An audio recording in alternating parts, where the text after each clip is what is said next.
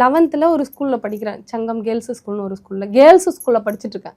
அந்த ஸ்கூலில் படிக்கும்போதே இந்த பாரு அந்த பொண்ணு அங்கே போயிடுச்சான், இந்த பொண்ணு இங்கே போயிடுச்சான் ஸ்கூல் படிக்கும்போதே, இவ்வளோ எதனா ஒன்றா நம்ம ஊருக்குலாம் அசிங்கமாயிடும், அவெல்லாம் படிக்க வைக்காது அப்படின்னு சில பேர் சொல்லி சண்டை வந்து அடித்து இந்த இடத்துல தையல் போடுற மாதிரி காயம் ஆயிடுச்சு.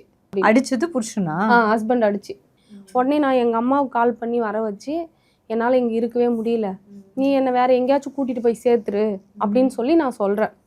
அதுக்கு எங்கள் அம்மா என்ன பண்ணுறாங்கன்னா, சரி அப்படின்னு சொல்லிட்டு கூட்டு போய் வச்சுட்டு 12th ஒரு ஸ்கூலில் எங்கேயுமே யாருக்கு விழுப்புரம் டிஸ்ட்ரிக்டில் ஒரு ஸ்கூலில் சேர்க்குறாங்க.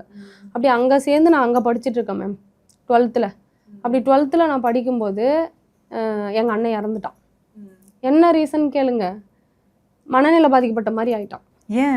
ஏன்னா இந்த ஃபேமிலி எங்கள் ஃபேமிலியே அப்பா அம்மா கஷ்டப்பட்டு நாங்கள் தனியாக இருந்து நிறைய கஷ்டத்தை அவன் தாங்க முடியாமல் அவனோட ஏஜில் அவன் இறந்துட்டான். மனநிலை பாதிக்கப்பட்டு ஆமாம் வீக்காகி. அவ்வளோ ஒரு அழகாக இருப்பான், ஒரு ரொம்ப பிரில்லியண்ட்டாக இருப்பான், யாருக்கிட்டையுமே ஒரு சின்ன கெட்ட பேர் கூட எடுக்கவே மாட்டான். எங்கள் அப்பா அம்மா இப்போ எனக்குமே அந்த ஒரு ஸ்டேஜ் வரும்போது ஐயோ நம்ம செத்து போயிடலாமா அப்படின்னு தோணும்ல யாருக்குமே. அப்படி அது அவனுக்கு ஆழமாக தோணி அவனே தூக்கு போட்டு செத்து போயிட்டான் நான் 12th படிக்கும்போது.